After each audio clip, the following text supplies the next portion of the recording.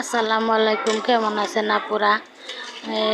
গুঁড়া মাছের চচ্চড়ি করব। কতগুলো পেঁয়াজ কাটছি, 10-12টা কাইটে পেঁয়াজগুলো সব মশলা দিয়ে ভালো করে হাতে মাখাইয়ে সর্ষে তেল দিয়ে মাখাইয়ে মাছগুলো দিয়ে উপরে মাছগুলো শুদ্ধে ভালো করে মাখাইয়ে তারপরে হলো পরিমাণ মতো ঝোল দিয়ে চুলায় বসাই দিছি। এই যে দেখেন।